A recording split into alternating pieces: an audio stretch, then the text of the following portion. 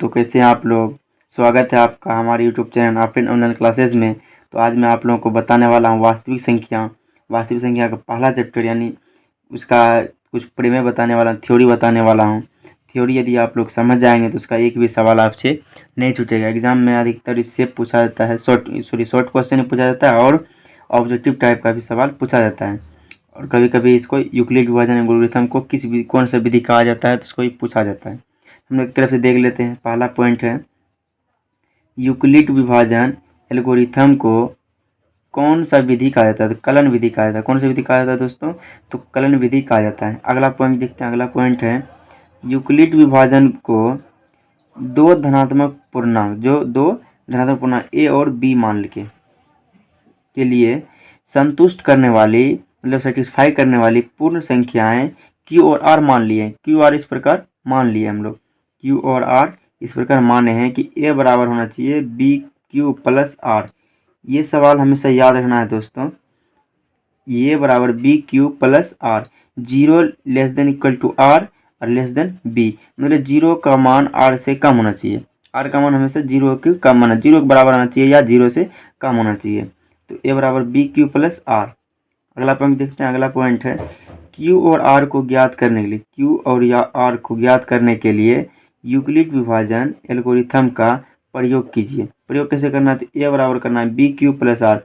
ये फॉर्मूला यदि आपको याद है तो एचसीएफ एलसीएम बनाने में कहीं भी दिक्कत नहीं होगा आपको।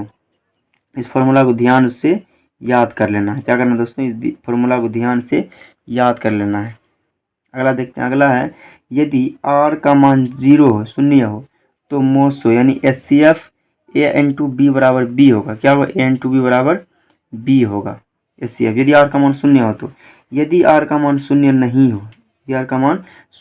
हो तो बी और आर यूक्लिड विभाजन एल्गोरिथम का प्रयोग कीजिए। इस प्रक्रिया को तब तक जारी रखिए जब तक कि शेषफल यानी आर का मान 0 ना आ जाए। जिससे आर का मान प्लस के बाद आर का मान है, आर का मान 0 जब तक नहीं आएगा तब तक हम लोग को बनाते रहना है। जिस तरह से हम लोग भाग बनाते हैं, तो भाग ऐसा तो कभी होता क्या है, भाग का मान जब तक 0 मतलब शेष नहीं आ जाए तब तक हम लोग उसको बनाते रहते हैं। तो एक उदाहरण इसी पे हम लोग एक उदाहरण देख लेते हैं। ए का मान हमेशा बी क्यू प्लस आर से ज़्यादा ही रहेगा। क्या रहेगा? बी क्यू प्लस आर से ज़्यादा ही रहेगा। तो ए का मान हम लोग इसको ए मान लेंगे, इसको बी मान लेंगे। ठीक है, बी मान लेंगे। हम लोग चलते हैं। पहला स्टेप लिखना है 455। हम बता दें ए का मान हमेशा ज़्यादा ही रहेगा, बड़ा रहेगा, और ये बी। तो ए का मान अब समझना है, बी का मान तो 42 है।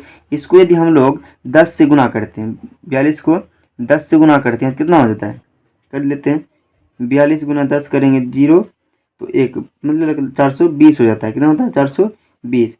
अब 455 में 420 को घटाना है तो 5 बचेगा, 5 में 2 गया 3 बचेगा, और ये 4 कट जाएगा।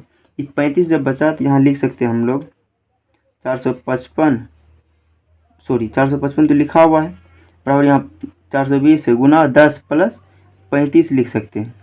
या अब फिर आगे बढ़ना है। क्या बढ़ना है? आगे करना है। अब इसमें बड़ा कौन है? बड़ा तो 42 नजर आ रहा है, तो बड़ा 42 है, तो 42 को हम लोग यहाँ पे लिख देंगे बराबर। अब 42 के बाद उसके छोटा कौन है? 35, यहाँ लिख देंगे 35 गुना 1 करेंगे, और प्लस में कितना करेंगे? 35 6 41 1 42 7 हो जाएगा। अब फिर आगे बढ़ते हैं। आगे क्या करना पड़ेगा? अब इससे बड़ा कौन सा है? ये तीनों में बड़ा कौन सा है? 35 बड़ा है, तो 35 को हम लोग ए का मान समझेंगे और 7 को बी का मान समझेंगे। अब 7 को कितना बार पढ़ेंगे तो 35 आएगा? तो 5 बार। तो इसका मतलब शेष मेरा क्या आ गया? 0 आ गया, और इसका एचसीएफ हो गया 7। क्या हो गया? एचसीएफ 7 हो गया। ठीक इसी तरह जब तक यहाँ क्या करा, तब तक जारी रखना है जब तक कि इसका मान आर का मान 0 ना आ जाए। देखिए आर का मान आर के जगह पे 0 आया कि नहीं? ये बी हो गया, ये क्यूब हो गया, और ये आर हो गया। तो आर का मान मेरा 0 आ गया, और एचसीएफ क्या हो गया? इसका 7 हो गया। उम्मीद है आप लोगों को समझ में आ गया होगा।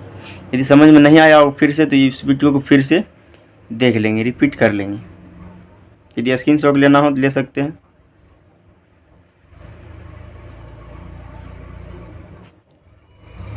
नमस्कार साथियों, तो कैसे आप लोग? उम्मीद है आप लोग ठीक ही होंगे। तो स्वागत है आप सभी का हमारे YouTube channel Afrin online classes में। तो मैं आप लोगों को बताने वाला हूँ क्लास 10वीं का गणित का सवाल, परिमेय और अपरिमेय संख्याओं को कैसे पहचानेंगे। तो हम लोग पॉइंट को देख लेते हैं। पहला पॉइंट है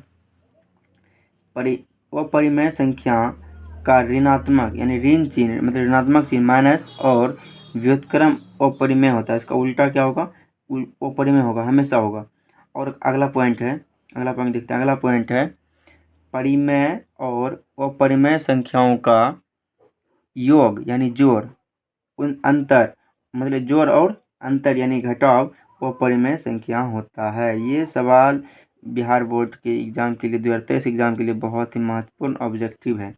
कहता है परिमेय और अपरिमेय संख्याओं का योग या जोड़ या घटाव क्या होगा, अपरिमेय संख्या होगा, हमेशा क्या होगा, अपरिमेय संख्या होगा।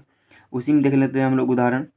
तो √2 एक अपरिमेय संख्या है, 3√2 एक भी एक अपरिमेय संख्या और 3 + 2√5 भी एक अपरिमेय संख्या। ये बिहार बोर्ड बार बार पूछता है 10th एग्जाम में ऑब्जेक्टिव। तो ये दोनों बहुत ही महत्वपूर्ण है, ये और ये बहुत ही महत्वपूर्ण है। आप लोग मैं अगले वीडियो में ये तीनों आपको प्रूव करके दिखा दूंगा कि अपरिमेय संख्या कैसे है। अभी आप लोग समझिए कि ये क्या है, अपरिमेय संख्या है।